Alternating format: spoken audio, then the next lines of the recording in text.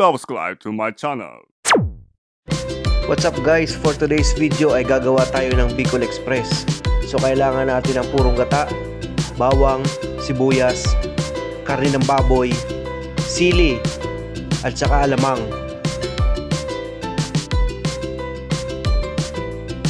Huwag natin kalimutang hugasan muna yung karne para maalis natin yung mga dumi. At maalis din natin yung sebo at para mawala yung amoy.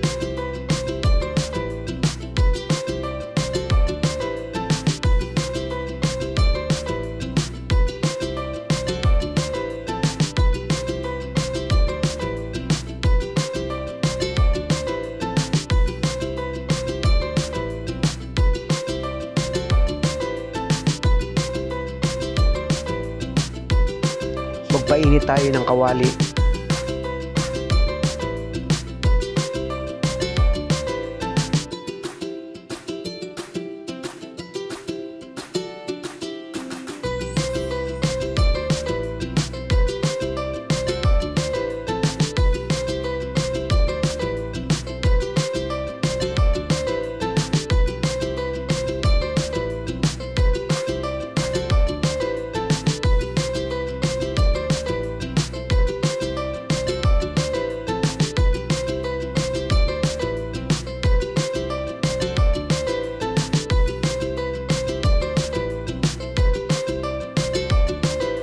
At kapag sakto na ang init nito, maglagay tayo ng mantika panggisa.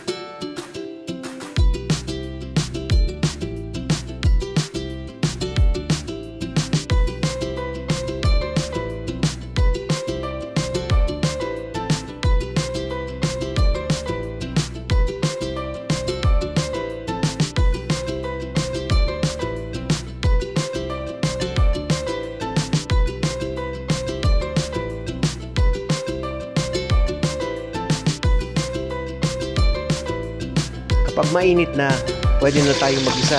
Unahin natin yung bawang.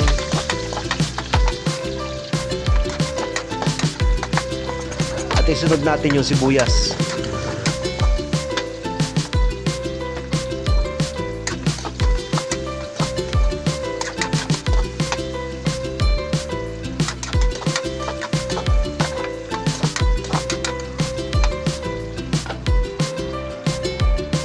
Kapag naigisa na natin yung bawang sibuyas, ilagay na natin yung karne.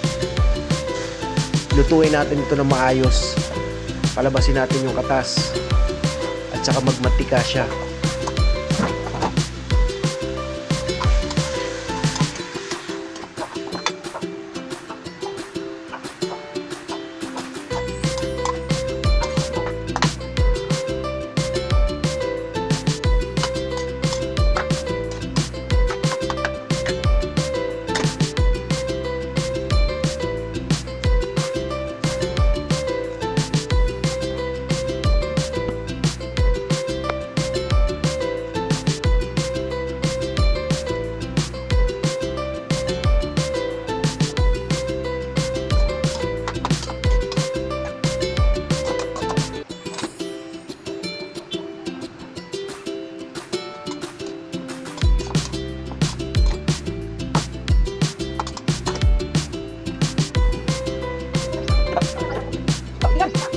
Ako ay sakit po yan. Bibili ko na sa akin. Ulo ko. Hindi ko magana.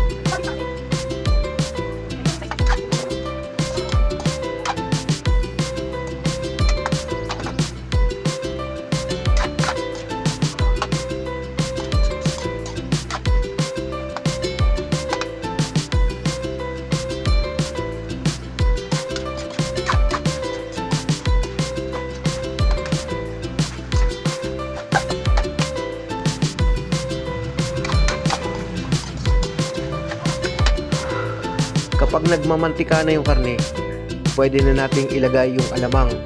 Lutuin din natin ito na maayos para maiwasan yung pagkapanis.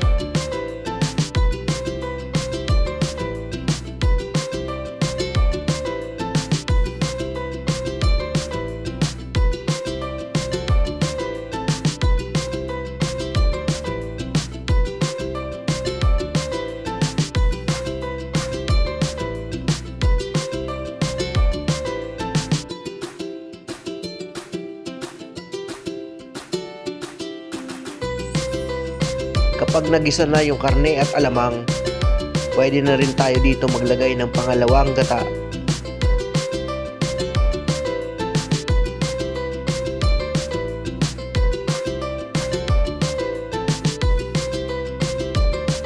Hayaan natin itong kumulo para maluto yung karne at lumambot.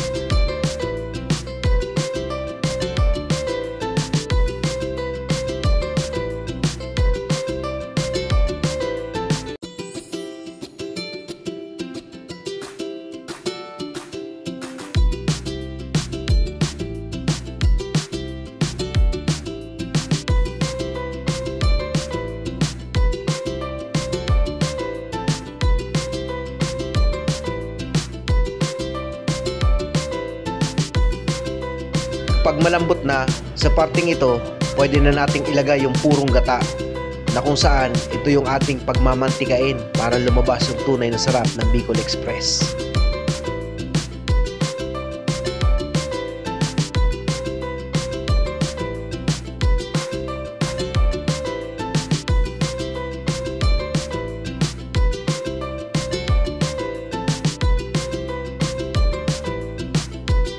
Kapag medyo kulang ang ating gata, pwede tayong magdagdag para mas masarap.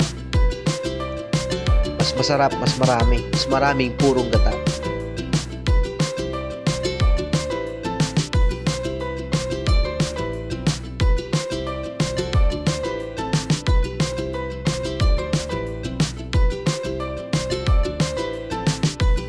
Kapag medyo nagmamantika na, pwede na nating ilagay yung ating hiniwang siling green na kung saan magpapaanghang.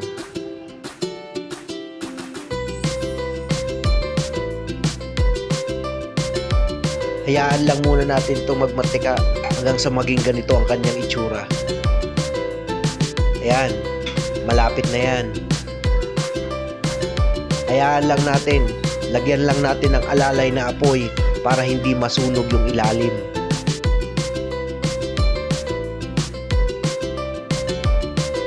Ganito ang kanyang magiging final product. Dapat magmantika yung gatang ating inilagay para hindi agad ito masira at pwede nating itong i-stock ng ilang linggo. Pwede natin ilagay sa garapon at saka ilagay lang sa ating ref. Kung hindi naman, pwede mo na silang tawagin. Kamo, kakain na! Shoutout pala kay FO1 Jonald Pascual. Mabuhay ka hanggat gusto mo.